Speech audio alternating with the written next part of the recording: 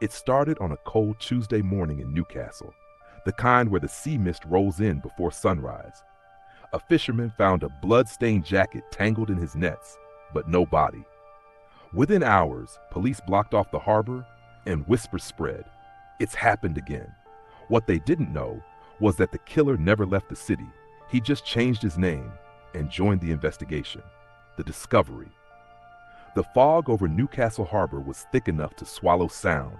Waves lapped softly against the old timber pier, and the salty air carried the faint echo of a tugboat somewhere in the distance.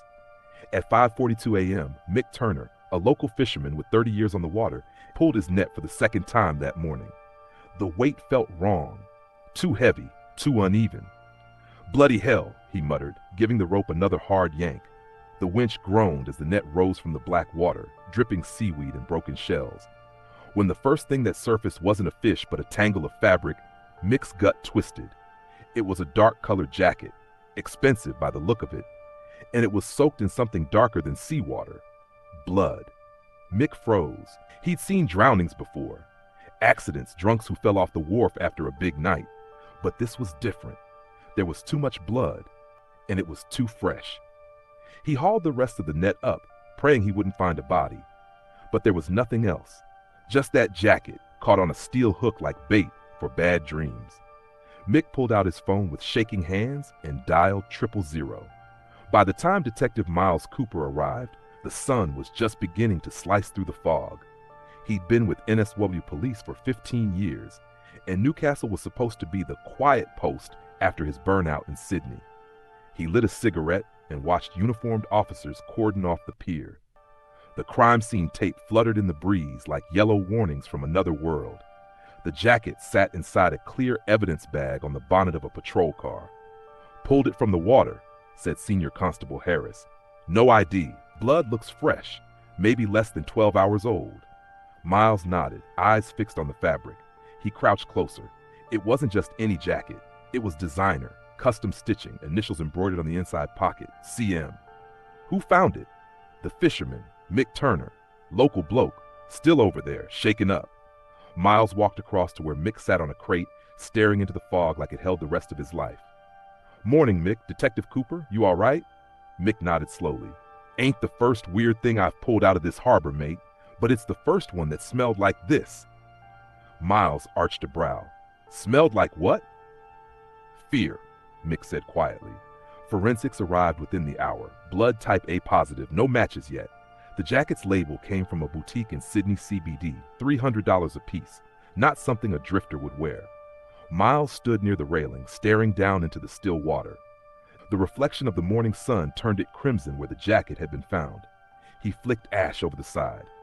"Run a check on missing persons last 48 hours, he told Harris, "and contact Sydney Homicide. Those initials, CM, see if they ring any bells." Harris nodded and jogged off. Miles lingered, letting the breeze carry the faint sound of seagulls and the faraway horn of a cargo ship. Something about this case scratched at him. The quiet, the timing, the familiarity.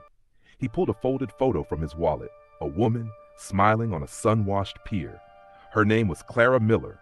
She'd gone missing 2 years ago, never found, and her initials were CM.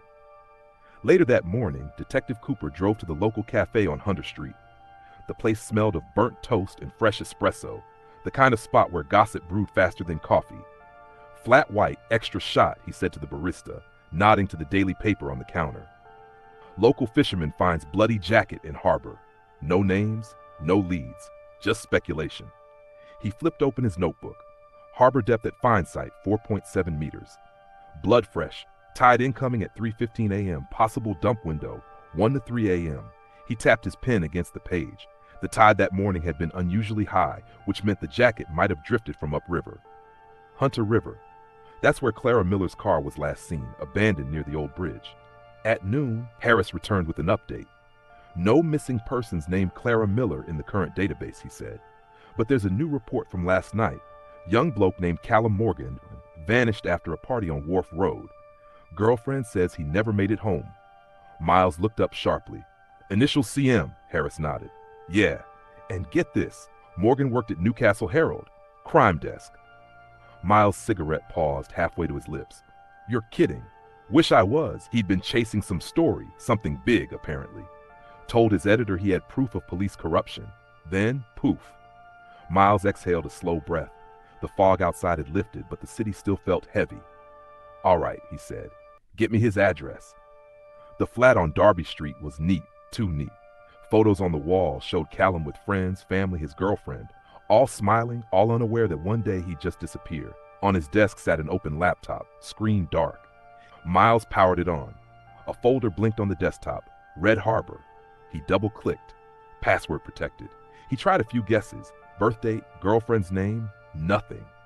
Then he noticed a sticky note under the keyboard with 3 words scribbled in blue ink. The bridge knows. Miles typed it in. The folder opened. Inside were photographs, dozens of them. Shots of the harbor, the bridge, the police docks. Some showed uniformed officers exchanging envelopes. One photo stopped him cold. It was taken from a distance, grainy, zoomed in, but clear enough. A man in a dark trench coat handing cash to another officer. The man's face was partially hidden, but the badge on his belt was visible. Detective Miles Cooper. He stared at the screen, heart hammering. It couldn't be. It had to be doctored. But he recognized the jacket, the stance, the date stamp in the corner, from the same night Clara Miller vanished. For a long moment, he couldn't breathe. Then his phone buzzed. Harris again. Boss, you'd better come back down to the docks. They've just pulled something else from the water. Miles' eyes stayed on the photo. His reflection on the laptop screen stared back, haunted, hollow. What is it this time? He asked. Harris's voice cracked through the line. A body, male, mid-30s, multiple stab wounds. Miles swallowed hard. Any ID? Yeah, Harris said quietly. Driver's license in his pocket. Names? Callum Morgan. The detective's secret. The harbor was crawling with cops by the time Miles arrived. Patrol cars lined the pier, their flashing lights cutting red and blue through the late morning haze. Reporters had already started to gather behind the tape, hungry for answers. A diver's voice echoed from the water. We've got him! Bringing him up! Miles clenched his jaw and moved closer as the body surfaced. The tide slapped gently against the dock, carrying the faint metallic smell of blood. The man's face was pale, waxy, eyes half open, as if he'd seen something terrible before he went under. Callum Morgan, 31, investigative journalist, the one who'd been chasing corruption stories, and now he was the story. A coroner's van idled nearby. Miles stood still, watching as the tech zipped the body bag. His cigarette burned down to the filter before he realized it was still between his fingers. Boss, said Harris softly, stepping beside him. We found this in his pocket. He handed over a waterlogged phone sealed in evidence wrap. On the cracked screen, a single note was still visible in the open app. If I disappear, check Cooper. Miles froze. His name, right there in black and white. His pulse hammered in his ears. He forced a calm breath. Get it to forensics, now. Harris hesitated, clearly reading the tension in his boss's face, then walked away. That afternoon, rain began to fall. Thin, steady, cold. Miles sat in his car outside the station, watching droplets chase each other down the windscreen. He hadn't gone inside yet. Couldn't. Not with that message on the phone. He reached into his pocket and pulled out the photo from earlier, the one of Clara Miller. 2 years gone, her case never solved. Every time he looked at her, the same guilt punched through his chest. He'd promised her sister he'd find out what happened. He'd promised himself he hadn't failed her. But now, with Callum Morgan dead and his name in that message, everything started to smell wrong, like rot under fresh paint. He opened the glove box and took out a small black USB drive. The same one he'd kept hidden since Sydney. The one that could destroy more than one career. He thought he'd buried that part of his life, but it was coming back. Inside the station, the mood was electric. Detectives whispered near the evidence board. The superintendent's door stayed closed. Harris met him at the entrance. They're running the phone data now, Harris said. Forensics reckon Morgan was killed between 1 and 3 a.m., same as the jacket dump. No defensive wounds, but he was stabbed clean and fast. Professional job. Miles nodded slowly. Anything from CCTV? Yeah, grainy footage from Wharf Road. Shows Morgan arguing with someone about 20 minutes before the tide changed. Can't see faces, just silhouettes. Miles' stomach tightened. Get it enhanced. Already sent to tech. He turned away before Harris could ask more. The corridor felt narrower than usual, the fluorescent lights too bright. Every step echoed like an accusation. In his office, Miles shut the blinds and plugged the USB into his laptop. A list of encrypted files appeared: reports, transfer slips, surveillance logs. Evidence from the old Sydney corruption unit, the one that had nearly taken him down 3 years ago. He'd been deep undercover back then, feeding intel to internal affairs. Only 3 people had known: his handler, the chief inspector, and one journalist who'd promised to keep it off the record until the case closed. Clara Miller. She'd vanished a week before the arrests. Official stories said she'd drowned. Miles had never believed it. Now a second journalist was dead. Callum Morgan, same pattern, same initials. He clicked open a folder marked Operation Red Harbour. Inside were scanned copies of payment records, illegal transfers between construction firms and police officials, names he recognized too easily. At the bottom of the list, Cooper M. He stared at it. His cover identity from the old operation. The one that should have been wiped clean. Someone had rebuilt the case and made him the villain. A knock at the door made him flinch. "Come in," he said, sliding the USB out and slipping it into his pocket. It was Superintendent Grant, broad-shouldered, calm, with that heavy look that meant bad news. "Miles, we need a chat," Grant said, closing the door behind him. "Not here. Walk with me." They stepped out into the hallway, past curious stairs, and down the back stairs to the car park. Rain drummed softly on the tin roof. Grant leaned against his car. "Internal's coming. They've got questions about your name showing up in Morgan's notes." Miles exhaled slowly. "Figures. I told them you're clean," Grant continued. "But they've got photos too. One shows you handing money to an officer. Any truth to that?" Miles hesitated. "Old op, deep cover, the kind that wasn't on paper." "Then you'd better find the paperwork fast," Grant said, "because if you can't prove it, they'll hang you with it." He turned to leave, then paused. "For what it's worth, I don't think you killed him, but someone wants it to look that way. Find out who." The door slammed, leaving Miles alone with the echo. That night, he drove to the bridge where Clara's car had been found. Rain fell in sheets, blurring the city lights into streaks of red and gold. The river below moved like black glass. He parked near the guardrail and got out, the chill cutting straight through his coat. From his pocket, he pulled out a small silver locket, Clara's. It had been found wedged under her car seat after the disappearance. Inside was a tiny photo of her and him at a police ball years ago. She'd written 3 words on the back: "The bridge knows." Same phrase Callum had used for his password. Miles looked over the edge at the dark water. Somewhere down there lay 2 years of secrets, and now a man dead because of them. His phone buzzed. Unknown number. He answered. "Cooper?" A distorted voice came through, low and deliberate. Open quote. "You were supposed to stay quiet, detective, but you kept digging." Close quote. "Who is this?" Open quote. "You want Clara? You want the truth? Follow the trail she left. Start where it ended, under the red lights." Close quote. The line went dead.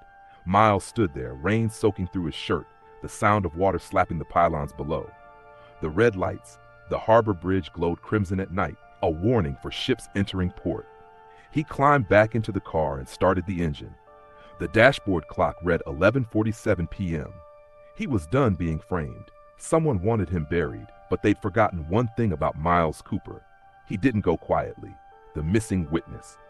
Newcastle's night sky was a blanket of low clouds and sodium haze. The rain had eased, but the streets still glistened. Every puddle reflecting the red shimmer of the harbor bridge lights in the distance.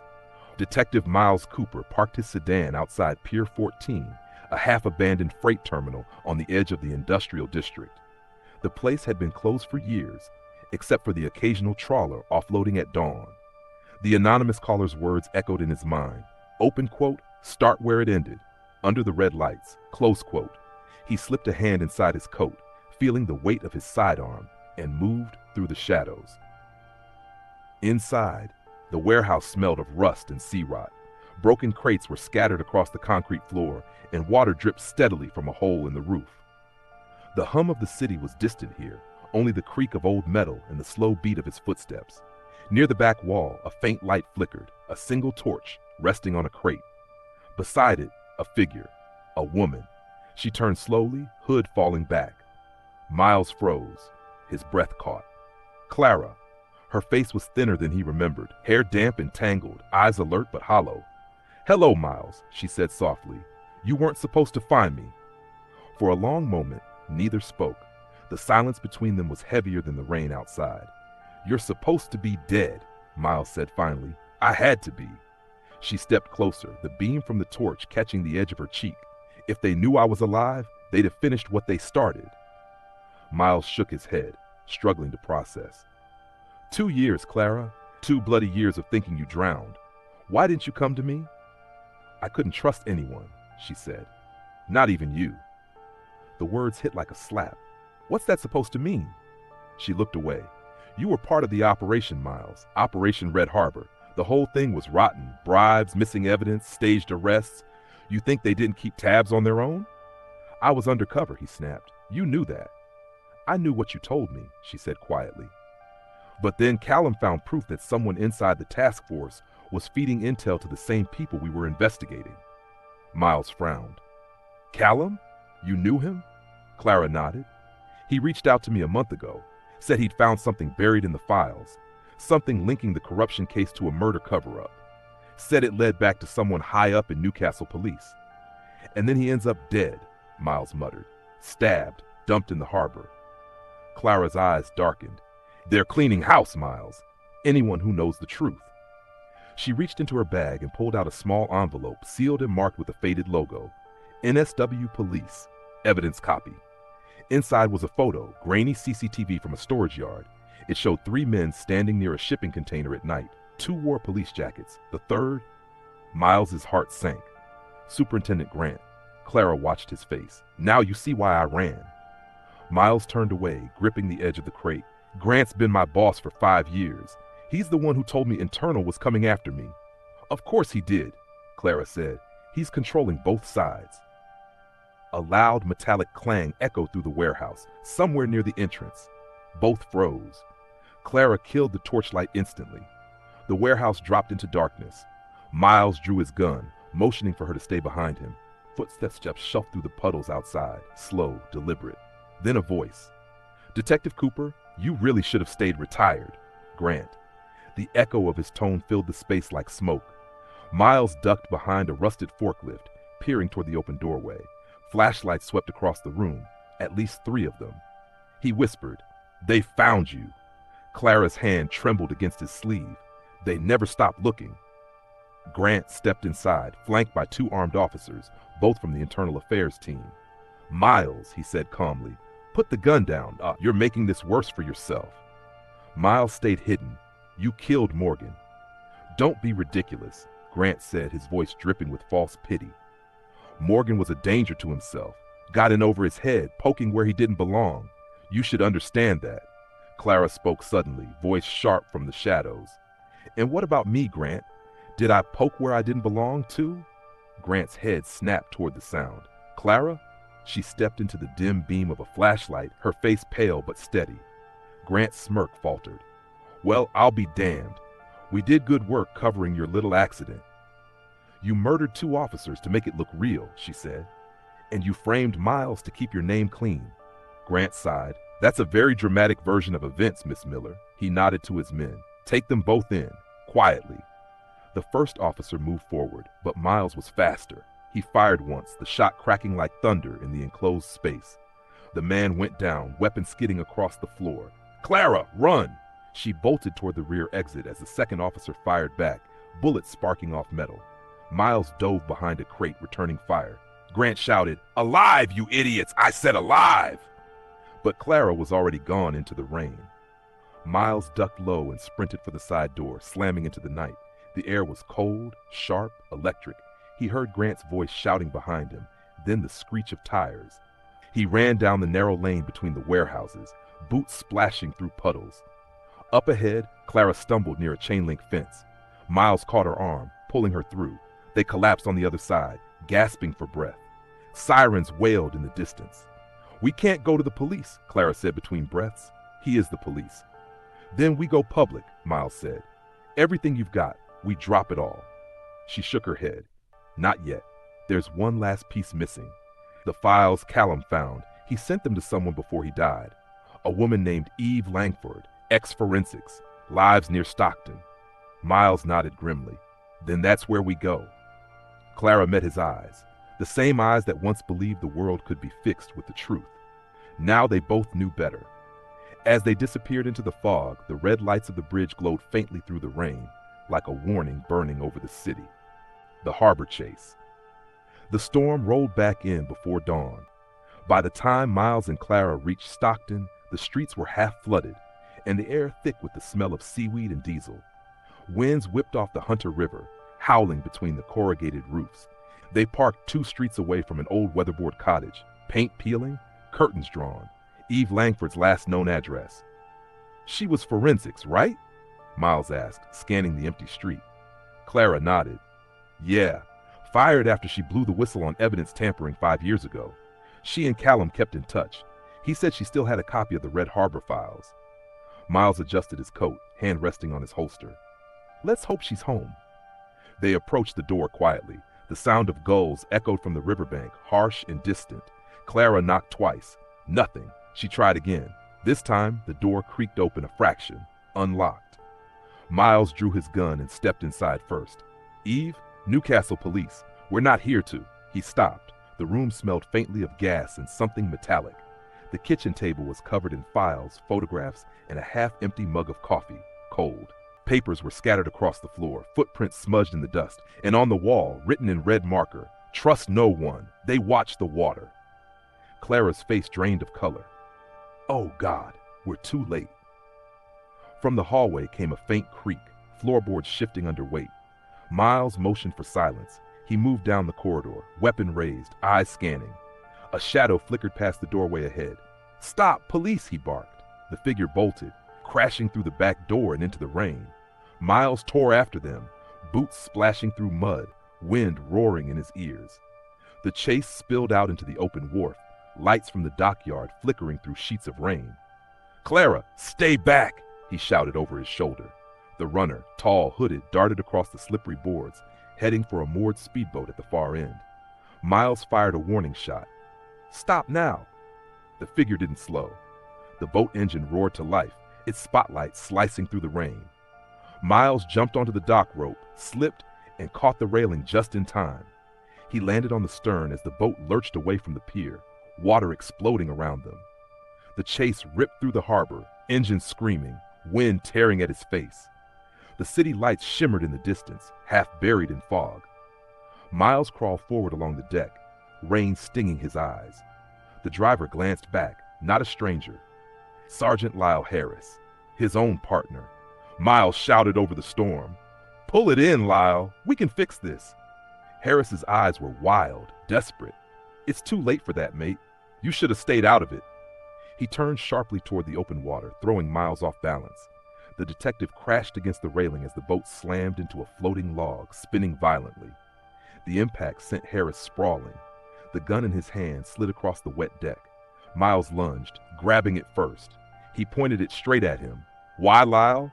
Why the hell are you doing this?" Harris spat blood into the rain. "You think you're the hero here? You were the cover, Miles. The fall guy if it went south. Grant paid me to keep tabs on you. Clara was supposed to be the distraction, make you think you were saving someone." Miles' stomach twisted. "You set me up from the start." Harris laughed bitterly. "It was all about the harbor contracts. Corrupt cops, private security, developers, everyone got a slice. You were the only idiot who thought it was still about justice." He tried to stand, but Miles fired a shot into the deck near his feet. "Sit down." Harris froze. The storm howled louder, lightning splitting the sky. Then, through the wind, Miles heard another sound, an approaching motorboat. Headlights cut through the mist. "Grant." The superintendent's voice bellowed across the water. "End of the line, Cooper." Miles grabbed the wheel and gunned the throttle. The speedboat surged forward, engines roaring. Grant's boat gave chase, floodlights sweeping over the waves. "Give it up, Miles." Grant shouted through a megaphone. "You've got nowhere to run." Miles steered hard toward the bridge, rain lashing his face. "We'll see about that." Clara's voice suddenly came through his radio, breathless, panicked. Open quote, "Miles, they're tracking your GPS, the old case files. If they get that drive, it's over." Close quote. He looked down at his jacket pocket. The USB. The waves grew rougher as he neared the bridge. The red lights above shimmered like warning beacons on wet steel. Grant's boat pulled alongside, his men opening fire. Bullets tore through the air, sparks flying from the hull. Miles ducked and fired back, hitting one of the spotlights. The beam exploded in a flash of glass. "Stop firing," Grant roared. "We need that drive." Harris took his chance, lunging for the wheel. The boat jerked violently, spinning sideways. Miles tackled him, both men crashing into the railing. The USB slipped from Miles's pocket, sliding across the deck toward the water. He dove after it, just as a bullet shattered the windscreen. The boat veered off course, slamming into a piling beneath the bridge. Metal screamed. The deck tilted sharply. Harris was thrown overboard, disappearing into the dark water with a splash. Miles clung to the railing, coughing through the smoke. The boat was sinking fast. Grant's voice echoed faintly through the megaphone. Open quote, "It's over, Cooper." "Drop the gun in the drive," close quote. Miles looked down at the USB, half submerged in a puddle on the deck. Then he looked up at the bridge above, red lights glowing like blood in the rain. He picked up the drive and shoved it into his coat pocket. "Not yet," he muttered. He jumped, straight into the freezing harbor below. The shock of the water tore the breath from his lungs. He surfaced once, saw the glow of the bridge above, then dove deep, away from the light. Behind him, the wrecked boat erupted in a burst of fire and steam. When he finally dragged himself onto the far shore, gasping, bleeding, and freezing, he could hear sirens closing in on the distance. Clara was waiting under the pier, soaked to the bone, eyes wide. "Did you get it?" she asked. Miles pulled the USB from his pocket, water dripping off it. "Yeah, but they know we're still alive now." She glanced at the burning wreck out in the harbor. "Then we'd better disappear again." Miles looked back at the red-lit bridge, smoke curling through the rain, sirens wailing like ghosts over the water. "This isn't over," he said. "Not until Grant answers for every bloody thing he's done." The confession climax. The storm finally broke at dawn. Gray lights spilled over Newcastle, washing the harbor in a cold, colorless calm. The water was littered with debris, broken wood, oil, and ash from the wrecked boats. But the city wasn't quiet. Every channel on the radio buzzed with the same report. Open quote, "Detective Miles Cooper, wanted for the murder of journalist Callum Morgan, presumed dead after a chase in the harbor." Close quote. Miles switched the radio off. He sat in an abandoned shed along the Stockton dunes, a blood-soaked towel wrapped around his arm. Clara crouched by a small heater, clutching a blanket around her shoulders. "They think you're dead," she said softly. "Good," Miles muttered. "Let's keep it that way, for now." He stared at the USB drive lying on the crate between them. The black plastic was cracked from seawater, but still intact. Inside it, every secret they'd risked their lives for. Clara met his eyes. "That thing holds names, doesn't it? Not just Grant's." Miles nodded. "Half the bloody command chain, a few local MPs, private developers, shipping companies, all tied together through Red Harbour contracts. Bribes, cover-ups, murders. And what now?" He exhaled slowly. "Now we make it public." They found an old laptop in the shed's office. Miles hooked up the USB, the screen flickering with static before the files appeared. Folders full of images, transfers, voice memos. Clara clicked on one marked confession. A video opened, grainy, time-stamped 2 years ago. Superintendent Grant sat at a desk, talking directly to the camera. His tone was calm, rehearsed, almost proud. Open quote, "Operation Red Harbour will secure our future. A few signatures, a few disappearances, and the city's ours. The public will never know." Close quote. He smiled faintly. Open quote. "And if our detective friend gets too curious, well, accidents happen." Close quote. Miles's jaw tightened. The bastard recorded his own confession, Clara stared. "Why would he keep that?" "Insurance," Miles said, "in case someone tried to turn on him. The arrogance fits." He opened another folder. Dozens of encrypted emails, all with official police letterheads. Every one of them a nail in the coffin. Clara looked up. "If we leak this, they'll come for us before it goes live." "Then we go somewhere they can't reach before we hit send," Miles said. "Somewhere crowded, public, somewhere they can't control the story." Clara thought for a moment, then smiled grimly. "The news tower, Callum's old office at the Newcastle Herald. It's still got live uplink access." Miles nodded. "Let's finish what he started." By noon, they were on the move. The rain had stopped, but the city felt tense. Police checkpoints everywhere, officers sweeping the docks, patrol cars moving in pairs. They stuck to the side streets, hoods up, blending with the early crowd. Miles could feel eyes on him everywhere, maybe paranoia, maybe reality. When they reached the Herald building, Clara swiped a stolen ID card at the back entrance. The lock buzzed open. Inside, the newsroom was dark except for the hum of servers. Dust hung in the air, thick and still. "This place used to be alive," Clara murmured. "Now it's just ghosts." Miles connected the laptop to the network cable. The screen blinked to life, signal bars climbing. "Uploading," he read. 20%. Clara paced near the window, watching the street below. "Once this goes public, we'll have every cop in New South Wales after us." Miles smirked. "Then let's give them something worth chasing." At 60%, the power cut out. The room plunged into darkness. Clara swore. "They found us." Miles grabbed his flashlight and the gun, moving to the window. Outside, a black SUV had pulled up.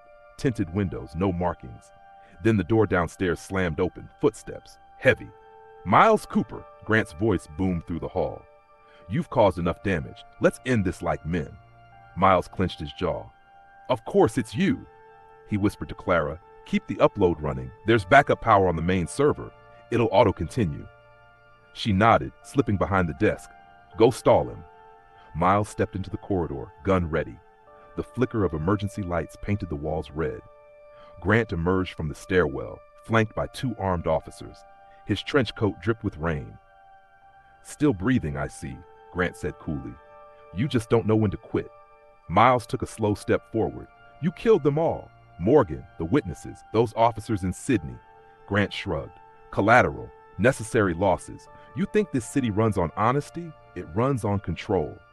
Miles's hand tightened on the gun. "You don't deserve that badge." Grant smirked. "Neither do you, Cooper. You were the easiest to break, desperate, guilty, grieving your dead lover." Miles's breath caught. "You leave Clara out of this." "Oh, I'd love to," Grant sneered. "But she's already on my list." He raised his gun. A shot rang out, not from Grant, but from behind him. Grant's body jerked, a bloom of red spreading across his shoulder. He spun around in shock. Clara stood at the end of the hall, smoke curling from the pistol in her trembling hands. "You talk too much," she said. Grant staggered, but didn't fall. He aimed again. "You won't." Miles fired first. One clean shot. Grant collapsed against the wall, sliding to the floor. His gun clattered away. For a long, silent moment, only the rain outside filled the air. Miles approached the dying man slowly. "You should have stayed clean, Grant."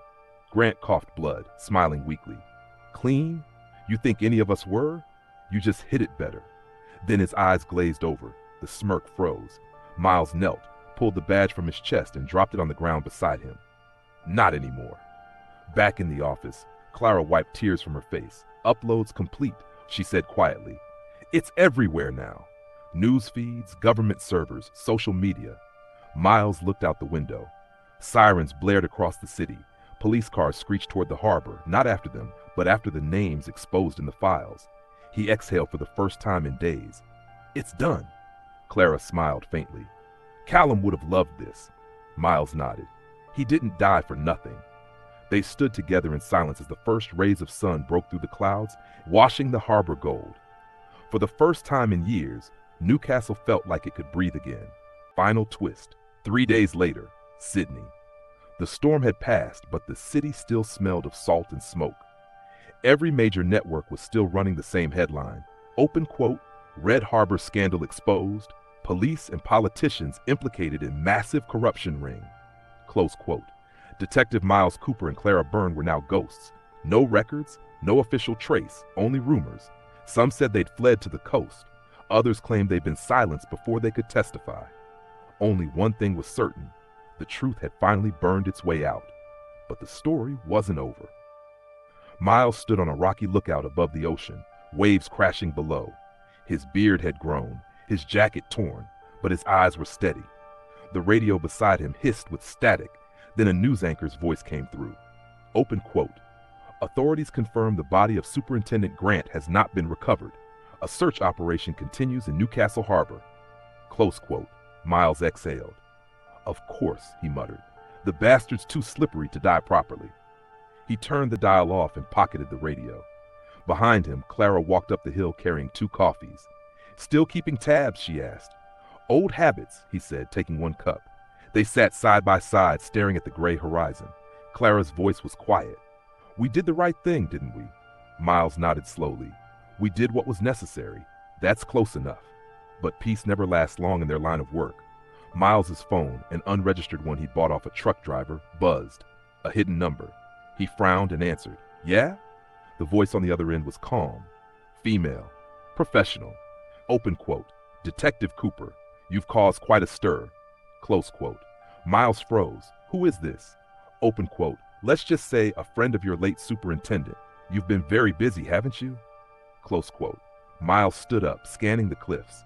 "If you're looking for him, he's dead." Open quote. "Oh, we know. We also know the files you leaked didn't include everything." Close quote. Miles's eyes narrowed. "What do you mean?" Open quote. "There's a second drive, the one that names the real architect of Red Harbour. You have it, don't you?" Close quote. He looked at Clara. She was already staring back, eyes wide. Neither of them said a word. The line went dead. They drove back to their hideout, a small motel near Caves Beach. Inside, Miles emptied his bag, scattering what little they had left. The original USB, a gun, a few cash bundles. Clara spoke first. "She said a second drive. Is that true?" Miles didn't answer immediately. He pulled open the lining of his jacket, and from a stitched pocket he took out another USB, one he'd never shown her. Clara's voice trembled. "You had it all this time?" Miles nodded slowly. "Grant gave it to me the night before Morgan died." "What?" "He called me to the harbor office, said he wanted to make peace, but instead he told me if things ever went south, this drive would keep me safe. I didn't know what was on it, until now." Clara crossed her arms. "And you didn't tell me. I didn't know if I could trust you." The words hung in the air like smoke. She took a step back. "After everything? After the blood, the chase, the bodies?" Miles sighed. "You're the journalist. You understand better than anyone. Everyone has secrets, even you." Clara's eyes hardened. "You think I'm working with them?" He didn't answer. Instead, he plugged in the drive. The screen filled with files, encrypted, labeled in codes. Then one folder stood out. Project Siren. Clara frowned. "That's not part of Red Harbour." Miles opened it. Dozens of reports appeared. Covert communications between federal officials and a private intelligence firm. Contracts, payments, surveillance authorizations, and one video file. Miles clicked it. The footage showed a boardroom. A man stood at the head of the table, calm, well-dressed, and unmistakable. Open quote. "Good evening, gentlemen. Operation Red Harbour has served its purpose. The next phase begins next quarter, once Cooper is eliminated." Close quote. Miles's breath caught. The man's face was clear now. Commissioner Lang, head of the Inno Police. Open quote. "Grant was useful but replaceable," Lang continued. "Ensure his death looks accidental, and retrieve the evidence before the journalist finds it." Close quote. The video ended abruptly. Clara whispered, "Oh my God!" Lang was behind it all. Miles stared blankly at the screen. "He used all of us. Grant, Morgan, me, everyone." She swallowed hard. "What do we do now?" Miles unplugged the drive. "We finish it. One last story." That night, under flickering motel light, Clara wrote her final article. The Man Behind the Mask, Commissioner Lang and the Secret War for Newcastle. She didn't sleep. By dawn, she scheduled the story to publish automatically, worldwide, across every media outlet. But before she could close the laptop, Miles was gone. His gun, his badge, his jacket, all missing. A note on the table read, "Open quote, this one's mine to end. Stay safe, Clara M." Close quote. The next morning, Sydney Harbour was crawling with police boats. An explosion had ripped through a luxury yacht registered under Commissioner Lang's name. No survivors. The media called it a terrorist act.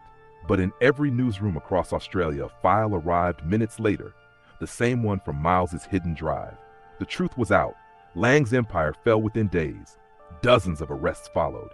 And Detective Miles Cooper? No. 6 months later, Clara stood by the Hunter River, the water calm and silver in the morning light. She placed a small badge on the railing, his badge. The tide took it slowly. A voice behind her said, "Beautiful day, isn't it?" She turned. A man in a fisherman's cap, older, bearded, but familiar. He smiled faintly, eyes glinting beneath the brim. "Didn't expect to see you again," she whispered. Miles shrugged. "Neither did I." Clara stepped closer. You faked it. Sometimes, he said quietly, justice needs a ghost. He turned, walking toward the docks as the gulls cried overhead. The camera of life seemed to pull back, the red water reflecting the rising sun, the city alive again but forever scarred. The sound of the tide mixed with his fading voice. Open quote, some secrets sink, but some always float back to shore.